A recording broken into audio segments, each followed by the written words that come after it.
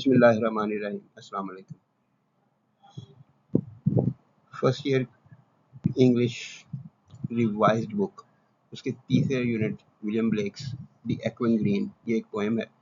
उसकी stanza explanation के चारों स्टेप्स में इस वीडियो में आपके साथ डिस्कस करूंगा। एक्सप्लेनेशन के क्वेश्चन की इन्फॉर्मेशन को मैंने 4 हिस्सों में डिवाइड किया। हमने 4 चीज़ें इकट्ठी करनी है, उनसे हम इसका आंसर बनाएंगे। वो मैं पिछली वीडियो में डिस्कस कर चुका हूँ कि आंसर के कंपोनेंट्स क्या हैं। रेफरेंस टू द कॉन्टेक्स्ट एक कंपोनेंट है जिसके 3 नंबर होते हैं, और एक्सप्लेनेशन जिसके 2 नंबर होते हैं। उसमें हमने क्या क्या करना है, हमें क्या क्या चाहिए, वो मैंने 4 हिस्से डिवाइड कर किए हैं। पहला हिस्सा है जी हु, कौन, कि किसने ये नज़म लिखी है। तो नज़म जो है वो है दी एक्विन ग्रीन। पोएट का नाम है विलियम ब्लेक, ब्रिटिश पोएट था, पेंटर था और प्रिंट मेकर था। यानी एक आर्टिस्ट किस्म का आदमी था जिसके जहन में बहुत कुछ इमेजिनेशन बहुत ब्राइट था उसका। ये एक बहुत मशहूर मूवमेंट इंग्लिश पोइट्री की है जिसे रोमांटिक पोइट्री कहा जाता है। ये उससे पहले, थोड़ी देर पहले का पोएट है, इसलिए इसको प्री रोमांटिक कहा जाता है, और इसने काफ़ी सारा इन्फ्लुएंस रोमांटिक पोइट्री के ऊपर डाला है।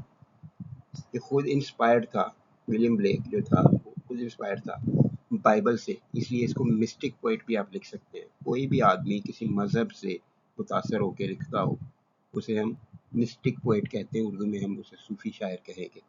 ये इंग्लिश का मिस्टिक पोइट है, और इसकी ज़िंदगी में अमेरिकन रेवोल्यूशन आया, अमेरिका आज़ाद हुआ, फ्रेंच रेवोल्यूशन आया, उससे भी ये बहुत ज़्यादा इंस्पायर्ड था। स्टाइल इसका क्या है जी, विविड इमेजरी जो है वो बहुत वाज़ेह लिखता है। ये हम नज़म पढ़ेंगे तो इसमें आप चीज़ फील कर सकते हैं। इमेजरी सिंपली ये है कि ऐसे लफ्ज़ होंगे जो आपको ऐसे महसूस होगा जैसे आप उस चीज़ को देख रहे हैं, सुन रहे हैं, चख रहे हैं, अपने सेंसेस से चीज़ों को महसूस कर रहे हैं। ऐसे लफ्ज़ इस्तेमाल किए होंगे। इस तरह का इमेज बिल्ड किया जाएगा कि आप उसको जैसे महसूस करेंगे कि आपने इसे सुना है या आपने उसको देखा है। रिच सिंबलिज्म, सिंबल इस्तेमाल करता है। सिंबलिज्म ऐसा होता है कि लफ्ज़ कोई कुछ लिखा हुआ है, वो किसी और चीज़ को रिप्रेजेंट कर रहा है। इससे एलेगोरिकल भी कहा जाता है, और मिस्टिकल अंडरटोन्स, और फिर सूफियाना बातें भी होती हैं, जैसे इंसान अपने आप को छोड़ के वो सोसाइटी की बात करने लग जाए, मखलूक की बात करने लग जाए, जैसे सूफी शायर करते हैं, उस तरह की शायरी में ये मिलती है इसके। ये ओवरऑल विलियम ब्लेक का है, ये इस पोएम का नहीं है, ये विलियम ब्लेक का। तो जब आपने विलियम ब्लेक के बारे में लिखना है, this poem is written by William Blake, आगे कॉमा डाल के आप उसको लिख सकते हैं कि एक ब्रिटिश पोएट, एक pre romantic poet, a mystic poet, कुछ भी लिख सकते हैं आप। एक आध सेंटेंस आपने ऐड करना है, यहाँ से कोई भी आप लफ्ज़ जो है वो आप चाहें तो इसके अंदर इस्तेमाल कर सकते हैं। और किस थीम्स के ऊपर इसने ज़्यादातर लिखा है? रूहानियत के ऊपर लिखा है, सोशल जस्टिस के ऊपर लिखा है, समाजी इंसाफ। यानी वो ज़माना था जिसमें इंडस्ट्रियल रेवोल्यूशन आया, सनतें, कारखाने लगने लग गए, लोगों ने पैसा कमाना शुरू किया और गरीब लोग ज़्यादा गरीब होते गए। तो उसके ऊपर सोशल जस्टिस के ऊपर इसने बात की।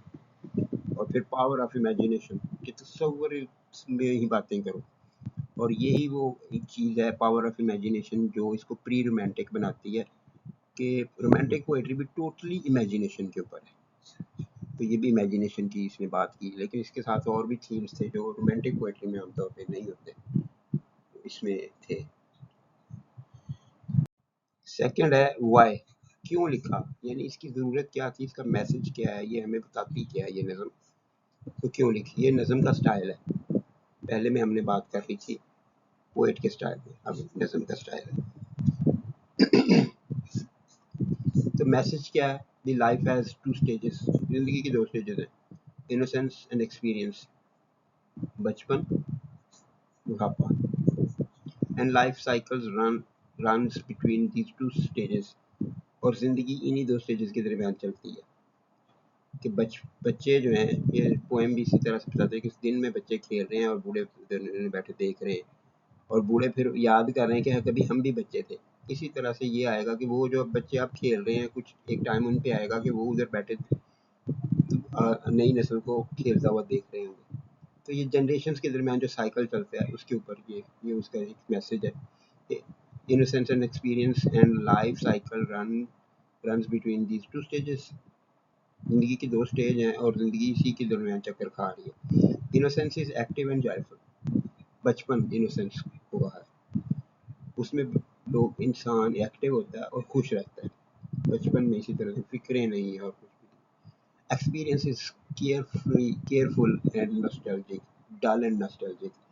और जब इंसान बूढ़ा या बड़ा हो जाता है तो फिर उसे परेशानियां घेर लेती हैं और फिर वो नॉस्टैल्जिक हो जाता है, पुरानी चीज़ों को याद करता है।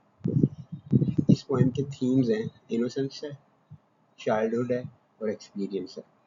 इनोसेंस जो चाइल्डहुड को कहते हैं, एक्सपीरियंस जो है वो ओल्ड एज को कहते हैं। नॉस्टैल्जिया इसका है कि इसके अंदर नॉस्टैल्जिया पाया जाता है। नॉस्टैल्जिया होता है कि अपनी बातों को याद करना, माजी को याद करना। Cyclic nature of life through generations, और नस्लों के दरमियान ज़िंदगी के साइकिल जो बदलते रहते हैं, ये एक इसका थीम है। तीसरा कंपोनेंट है हाउ, नज़म लिखी कैसी गई है, नज़म का स्टाइल क्या है, नज़म की टेक्निकलिटी क्या है। अबाउट पोएम में आ जाते हैं। ये नज़म एक बुक में से ली गई है, विलियम ब्लेक की बुक थी सॉन्ग्स ऑफ इनोसेंस। उसमें से सिंपल लैंग्वेज है, लैंग्वेज सिंपल, मोस्टली मोनोसिलेबिक। एक एक आवाज़ वाले लफ्ज़ ज़्यादा हैं, कोई है जो 2 या 3 सिलेबल्स वाले होंगे। और नर्सरी राइम लाइक, जैसे छोटे बच्चों की नज़म हो, आसान से ज़ुबान उसी तरह की 2-2 लाइनों के ऊपर राइम आ जाती है, तो जो बच्चों के लिए जिस तरह से लिखी जाती है उस तरह की है। रेगुलर राइम है इसकी, यानी एक स्टैंजा के अंदर 10 सेंटेंस हैं, 10 लाइन्स हैं। सेंटेंसेस तो नहीं कहते पोएट्री की लाइन्स को, 10 लाइन्स हैं और हर लाइन जो है पहली लाइन दूसरी लाइन से राइम करती है, तीसरी लाइन चौथी से राइम करती है, पांचवी छठी से राइम करती है, सातवीं आठवीं से और नौवीं 10वीं से। यानी 2-2 लाइन इकट्ठी एक जैसी आवाज़ वाली आती हैं और 10 लाइनों का एक स्टैंजा बनता है। तो रेगुलर राइम है। रेगुलर राइम वो होगा कि यही स्कीम जो है पहले स्टैंजा में हो, दूसरे में भी हो, तीसरे में भी हो। पास्टरल इमेजरी, ऐसी चीज़ कि गाँव का मंजर दिखाया जाए, शहर नहीं हो, हरियाली हो, देहात इस टाइप का मंजर दिखाया जाए। तो ये ऐसे ही है कि एक प्लेग्राउंड दिखाया गया है, एक सब्ज़ाज़ार है, वहाँ पे बच्चे खेल रहे हैं, बूढ़े बैठे हुए हैं और परिंदे बोल रहे हैं, दूर कहीं से घंटियों की आवाज़ आ रही है। तो ये एक पास्टरल इमेजरी है। और हमने इन तीनों हिस्सों में से अपनी मर्जी से कुछ छोटे-छोटे 2-3 सेंटेंसेस बनाने हैं जो हमने अपनी एक्सप्लेनेशन के अंदर ऐड करने हैं। तो मैंने आपको पहले भी बता दिया था कि रेफरेंस टू द कॉन्टेक्स्ट में आपने बताना है कि नज़म क्या है, नज़म का नाम बताना है और शायर का नाम बताना है, 2 नंबर इसके। और उस वहाँ पे अगर आप शायर के बारे में कुछ लिख दें एक आध सेंटेंस, तो वो हमारे पास हु के अंदर से मिल जाएगी इंफॉर्मेशन, तो वो हमारा इनफ हो जाएगा। और उसके बाद आपने पोएम का एक थीम मैसेज बता देना है, वो हमें वाई में से मिल जाएगा कि नज़म के अंदर बात क्या करने की कोशिश की गई है, थीम क्या, मकसद क्या है, वो बता देंगे, वो तीसरा नंबर वहाँ पे आ जाएगा। उसके बाद आपने सेकंड हेडिंग एक्सप्लेनेशन की देनी है, जिसके अंदर आपने हाउ और व्हाट को यूज़ करना है। पोएम का स्टाइल क्या है यही वहाँ पे लिखना है। इनमें से ये 5 चीज़ें लिखनी है, कोई 1-2 लिख लीजिए, एक सेंटेंस के शुरू में लिख दें कि this poem is taken from songs of innocence and these lines, और उसके बाद लाइन्स के साथ ही वो पैराफ्रेजिंग कर दे और उसके बाद आखिर पे लिख दे the regular rhyme A B B C C D D E makes special effect and pastoral imagery is fantastic या फैसिनेटिंग। या अगर आप आसान करना चाहें इसको कि खुद नहीं लिखना चाह रहे, वैसे बहुत बेहतर होता है कि हम खुद लिखें, हमारे पास लिखने की प्रैक्टिस होगी, वरना हमें तो हमारा सिस्टम खुद लिखने की इजाज़त ही नहीं देता। इस तरह की चीज़ें बना दी गई हैं। तो खुद लिखें, वरना इस तरह का सेंटेंस शुरू में लिख दें बस। This is a short simple and thought provoking poem. ये हर नज़म के लिए लिख सकते हैं, इसको शुरू से लिखें, उसके बाद आप उसकी वो एक्सप्लेनेशन लिख दें, फिर इन चारों में से कोई एक या दो एंड पे लिख के उसको क्लोज कर दें, फिर उसकी वो हम पैराफ्रेजिंग लिखेंगे और आखिर पे इन चारों में से कुछ भी लिख दें। तो ये हाउ वाला हो गया। पैराफ्रेजिंग की मैं एक अलग वीडियो बना चुका हूँ, मैं दोबारा उसको इसके 3 स्टैंजास की अलग-अलग से मैं पैराफ्रेजिंग की इसमें शामिल कर देता हूँ, ताकि इनमें से कोई भी स्टैंजा है, आप उसी में से उसी को पैराफ्रेज करें और वहाँ पे अपने क्वेश्चन में फिट कर दें। तो फर्स्ट स्टैंजा है, The sun does arise and make happy the skies. The merry bells ring to welcome the spring. The skylark and thrush, the birds of the bush, sing louder around to the bell's cheerful sound, while our sports shall be seen on the echoing green. अब ये देखिए skies और rise और skies A, ring और spring B, thrush और bush C, around sound D, scene green E. ये इसकी rhyme scheme है, इसको हम राइम स्कीम कहते हैं। पूरे स्टैंजा के अंदर 2 लाइनें, फिर 2 लाइनें, फिर 2 लाइनें, फिर 2 लाइनें, फिर 2 लाइनें, इस तरह से होता है। तो पैराफ्रेजिंग इसकी है, द सन राइजेस, वही बात ये जो 10 लाइनों में की गई है उसको आपने इकट्ठा कर देना, इतना सही काफ़ी होगा। The sun rises brightening the sky as cheerful bells ring in spring. सूरज निकलता है आसमान को रोशन कर देता है, यानी make happy the skies. As cheerful bells ring in spring, जबकि खुशी भरी, खुशी की आवाज़, घंटियों की आवाज़ बहुत प्यारी लगती है दूर से अगर आती हो तो ये चर्च बेल की बात की गई है, उसमें मैरी बेल्स लिखा हुआ है। मैरी का लफ्ज़ जो है वो खुशी है मीनिंग, लेकिन ये क्रिश्चियनिटी में इस लफ्ज़ को स्पेसिफाई कर दिया जाता है खुशी के साथ। तो मैरी बेल्स रिंग, चर्च की बेल्स जो हैं वो बजती हैं, चीयरफुल खुशी वाली घंटियाँ रिंग इन स्प्रिंग, बाहर के मौसम में वो घंटियाँ बज रही हैं। तो welcome the spring. Birds like the skylark and thrush join the chorus, और स्काईलार्क और थ्रश जैसे परिंदे जो हैं वो उनके साथ इस गीत में, घंटियों के साथ इस गीत में शामिल हो जाते हैं। Singing loudly while children play on the vibrant green, और वो बुलंद आवाज़ में गीत गा रहे हैं परिंदे जो हैं, जबकि बच्चे जो हैं वो उस एक्विंग ग्रीन गूंजते हुए खुशगवार सब्जे में खेल रहे हैं। The second stanza है, Old John with white hair does laugh away care, sitting under the oak among the old folk, they laugh at our play, and soon they all say, such were the joys when we all, girls and boys, in our youth time were seen on the echoing green. वही rhythm है, hair, care, oak, folk, play, say, joys, boys, see, green. A, B, C, D, E, same rhyme scheme है। अच्छी poetry की पहचान होती है कि एक स्टांजा के अंदर अगर राइम स्कीम जो है वो चल रही है। मैंने आपको इसके बारे में बताया था कि ये बच्चों की नज़मों जैसी भी है, बिल्कुल सिंपल है, 2 लाइनें। वरना पोएट जो हैं वो इस राइम स्कीम को कम्प्लेक्स भी कर दिया करते हैं, लेकिन ये बिल्कुल सिंपल सी है कि 2 लाइनें बस मिक्स राइम की हुई। Old John with his white hair sits with other elders under an oak tree.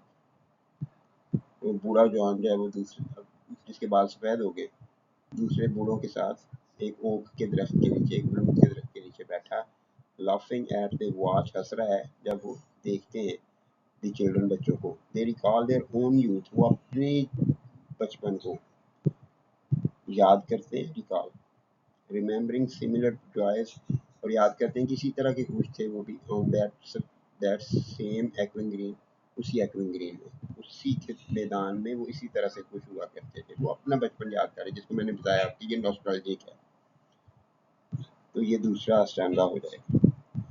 तो सिंपली आपने, फिर दोबारा कहता हूँ कि वो रेफरेंस टू द कॉन्टेक्स्ट वाली हेडिंग है, उसमें लिखना है this lines are taken from the poem, आगे पोएम का नाम लिखें, रिटन बाय आगे पोएट का नाम लिख लें, पोएट के बारे में एक लाइन इजाफी लिख लें और फिर पोएम का मैसेज लिख लें कि पोएम किस चीज़ के बारे में है, पोएम बताना क्या चाह रही है। ये काफ़ी हो जाएगा उसके लिए 3 नंबर के लिए, जो हमारा पर रेफरेंस टू द कॉन्टेक्स्ट है। फिर एक्सप्लेनेशन के 2 नंबर होते हैं, एक आपको नंबर इसमें से मिल जाएगा अगर आप इसकी ये लिख दें, और एक नंबर आपको मिल सकता है उसका साथ में इसके एंड पे आप पोएम के स्टाइल के बारे में लिख दें जो मैंने आपके हाउ में बताया, उसमें से कुछ भी आपको याद रह जाए एक सेंटेंस बना के इसके शुरू में या आखिर में लिख दें, इनफ हो जाएगा। यानी आप अगर यही स्टैंडा आ गया तो आप इधर लिखिए, this is a short simple and thought provoking poem where old John with, बाकी ये सारा लिख के उसके बाद एंड पे the poem has vivid imagery, इस तरह की जो भी लफ्ज़ आपको ज़हन में रह जाए वो एक आध सेंटेंस एंड पे लिख दें, क्वेश्चन इनफ हो जाए। ऐसा नहीं है कि आप बैठ के इतने इतने लंबे लंबे जो गाइड बुक्स होती है उन्होंने बड़े लंबे लंबे इसके लिखे होते हैं, वो सारे याद करते थे। खुद लिखना सीख लें, खुद बनाना सीख लें। मैं आपको हर पोएम की ये चारों चीज़ें प्रोवाइड कर दूंगा, तो कोशिश कीजिए कि आप खुद से सीखें इसको। तीसरा और लास्ट आता है what, till the little ones weary, no more can be merry. The sun does descend, and our sports have an end. Round the laps of their mothers, many sisters and brothers, like birds in their nest, are ready for rest, and sport no more seen on the darkening green. वही बात, very merry, AA, descend and BB, mother's brother CC, nest rest DD, scene green EE। तो मैंने इसमें बताया था कि symbols है, symbolism जो है वो विलियम ब्लेक का एक स्पेसिफिक पॉइंट है, सिंबलिज्म इस्तेमाल करता है। तो यहाँ पे वेरी जो है थक जाना, तो ये पोएम जो है ये ज़िंदगी के एंड को भी ज़ाहिर कर रही है। मॉर्निंग प्ले टाइम है, बचपन है, शाम जो है वो बुढ़ापा है, और अंधेरा हो जाए तो वो मौत है। तो वेरी जो है थक गए, यानी उनकी, अब ये सिंबॉलिक है कि उनकी ज़िंदगी का टाइम एंड हो रहा है, यानी उनकी एनर्जी कम हो रही है, वो थक चुके हैं। ये इंसानों के लिए आ जाएगा। और फिर जब इंसान बुढ़ापे में दाखिल हो जाता है या एंड पे चला जाता है लाइफ के, तो फिर देख no more can be merry, तो फिर उसे किसी बात की खुशी भी नहीं होती, और फिर चीज़ों का इख्तिताम लाजमी है। तो स्पोर्ट्स हैव एंड, खेलें ख़त्म हो जाती हैं। तो फिर बच्चे जो हैं वो माँओं के पास चले जाते हैं, भाई बहन के तरह से इकट्ठे होते हैं, और परिंदे जिस तरह से अगर रात को अपने घोंसले में जाके आराम करते हैं, जो सिंपल इस तरह से भी कर सकते हैं आप। अगर इसको पूरी लाइफ की एक्सप्लेनेशन देना चाहें तो वो भी हो सकती है, लेकिन इतनी ज़्यादा डीप एक्सप्लेनेशन नहीं देनी पड़ेगी क्योंकि ये 5 नंबर का क्वेश्चन है, सिंपल रखना है इसको, इस तरह की चीज़ें नहीं लिखनी। And sports no more seen, और फिर खेल भी नज़र नहीं आते। अब एक्विंग ग्रीन जो है वो तीसरे स्टैंडा में जाके डार्कनिंग ग्रीन हो गया। एक्विंग ग्रीन है कि वो खुश हैं लोग, गूंज रहा है, मज़ा आ रहा है। डार्कनिंग ग्रीन है, अंधेरा छा रहा है, लाइफ का एंड हो रहा है। इवेंचुअली आखिरकार the younger children grow tired, बच्चे जो हैं वो थक जाते हैं। And as the sun sets, और जब सूरज डूबता है, देयर गेम सीज, और उसके खेल खत्म हो जाते हैं उनके। Like sleepy birds in a nest, जैसे सोते हुए परिंदे एक घोंसले में। They gather with their mothers, वो अपने माओ के पास चले जाते हैं, रेडी फॉर रेस्ट, आराम के लिए। And the green falls quiet, और वो जो सब्जा सार है वो खामोश हो जाता है। एज डार्कनेस डिसेंड्स, जब उसके ऊपर अंधेरा छाता है। इसको सिंपल रखने की कोशिश की गई है। पोएट ने भी इसको सिंपल ही लिखा हुआ है, ये हम पे होता है कि हम उसको एक्सप्लेन किस तरीके से करते हैं। तो कोशिश करें कि आप चीज़ों को सीखें। मैं पूरी कोशिश करूँगा कि मैं सारी पोएट्री जो है वो आपको इसी तरीके से उसके ये सारे कंपोनेंट्स आपको समझाऊँ, बताऊँ, ताकि आप उसको आसानी से कर सकें या खुद कर सकें। सिंपली इस तरह से नहीं है कि आप इन चीज़ों को याद करें, सीख लें। क्योंकि आपको पेपर में ये चीज़ लिखी हुई सामने आएगी और इसको अगर आपने पढ़ के समझ लिया और पोएम का पता चल गया पोएट कौन है, तो आप ये 5 नंबर का क्वेश्चन आसानी से कर सकते हैं। आपको इसकी थ्रू आउट ईयर प्रैक्टिस की ज़रूरत होगी। टीचर्स से गुजारिश है कि बच्चों को ये प्रैक्टिस करवाएं। बच्चों से भी अपील करता हूँ कि वो खुद सीखें, क्योंकि जो चीज़ सीखी होती है उसका कोई मद्दे मुकाबल नहीं होता। वो किसी न किसी लम्हे पे, किसी न किसी वक्त पे हमेशा काम आएगी।